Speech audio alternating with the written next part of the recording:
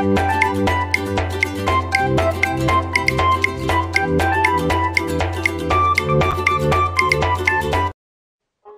আলাইকুম বন্ধুরা, আজ আমি আপনাদের সাথে শেয়ার করছি সরষে ভেন্ডি।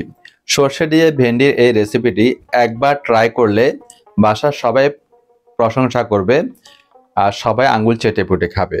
তৈরি করছি গ্রাম্য পদ্ধতিতে সরষে ভেন্ডি। প্রিয় বন্ধুরা, সরষে ভেন্ডি তৈরি করার জন্য এখানে আমি 500 গ্রাম ভেন্ডি নিয়ে নিয়েছি। ভেন্ডির আগার পাশ এবং গোড়ার পাশ কেটে নিব আমি, আর পুরো ভেন্ডিটা আমি আস্ত রাখবো।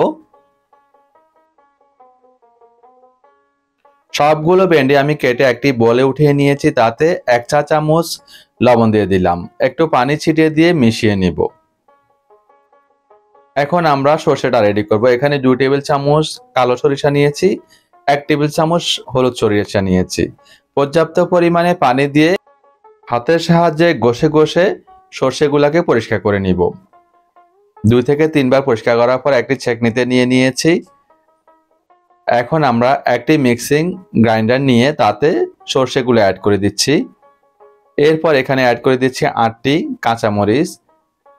লবণ দিয়ে দিচ্ছি আমি এখানে 1/4 টিস্পুন। এখানে একটা টিপস দিই, লবণ এবং কাঁচামরিচ দিয়ে সরষে বাটলে কিংবা ব্লেন্ড করলে তিতো স্বাদ আসবে না। তো আমি ব্লেন্ড করে নিচ্ছি একটু পানি দিয়ে, 1 টেবিল চামচ পানি দিয়ে ভালো করে ব্লেন্ড করে নিচ্ছি। খুব বেশি পানি দিলে কিন্তু ব্লেন্ড হবে না, আপনারা চাইলে শিলপাটা বেটেও নিতে পারেন। তো ব্লেন্ডার করা সরষেগুলো আমি একটি বাটিতে উঠিয়ে নিলাম।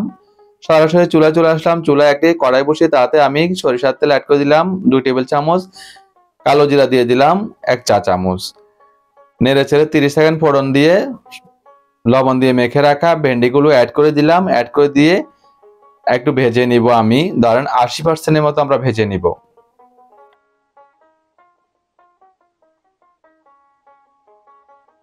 তো একটু কালার চেঞ্জ হলে আমরা ভেন্ডিগুলোকে নামিয়ে নিব তেলটা ঝরিয়ে।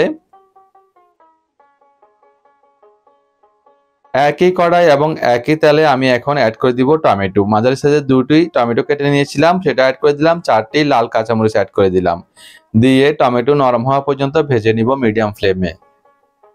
এরপর আমি সর্ষে বাটাগুলো অ্যাড করে দিলাম। এখানে সর্ষে এবং কাঁচামরিচ বাটা রয়েছে, ব্লেন্ড করে নিয়েছি আমি। একটু নেড়েচেড়ে মিশিয়ে নিব, মিডিয়াম টু লো ফ্লেমে কষাতে থাকবো এরকম নেড়েচেড়ে। এরপর পানি দিয়ে দিব। এখানে আমি 2 টেবিল চামচ হলুদের গুঁড়ি 1/2 চা চামচ দিলাম, লাল মরিচের গুঁড়ি 1 চা চামচ দিলাম। ব্যাস, এই হচ্ছে আমাদের আজকের মশলা, আর কোনো মশলা ব্যবহার হবে না। নেড়েচেড়ে মিশিয়ে ঢাকনা দিয়ে ডেকে ভালো করে কষিয়ে নেব। তো পানিটা শুকানো পর্যন্ত আমি কষিয়ে নিয়েছি, দেখতেই পাচ্ছেন। এখন নেড়েচেড়ে মিশিয়ে আমি দিয়ে দিব ফ্রাই করে রাখা ভেন্ডিগুলো দিয়ে ভালো করে নেড়েচেড়ে মিশাতে হবে। এমনভাবে নেড়েচেড়ে মিশাতে হবে যাতে সর্ষে এবং ভেন্ডি মিলেমিশে একাকার হয়ে যায়। চারপাশের মশলাগুলো নামিয়ে দিচ্ছি আমি। ঢাকনা দিয়ে ডেকে 5 মিনিট কুক করব লো ফ্লেমে। 5 মিনিটের ভিতরে সর্ষের যে ফ্লেভার সেটা ভেন্ডির ভিতর প্রবেশ করবে। তো একটু নেড়েচেড়ে মিশিয়ে দিচ্ছি, যেহেতু লো ফ্লেমে আমি করেছি তলানিতে লাগার কোনো চান্স নেই। আমি এখানে 1/3 কাপ পানি দিয়ে দিলাম। পানি দিয়ে আমরা কুক করব। প্রথমে নেড়েচেড়ে মিশিয়ে নিব, এরপর একটু ধুলিয়ে দিব, চারপাশে লেগে থাকা মশলাগুলো নামিয়ে দিব আমি। ঢাকনা দিয়ে ডেকে আমি 5 মিনিট কুক করব। 5 মিনিট পর ঢাকনাটা আমি খুলছি। প্রিয় বন্ধুরা, দেখুন নেড়েচেড়ে মিশিয়ে নিচ্ছি, লবণটাও চেক করে নিলাম। এরপর চারপাশে মশলাগুলো নামিয়েও দিলাম।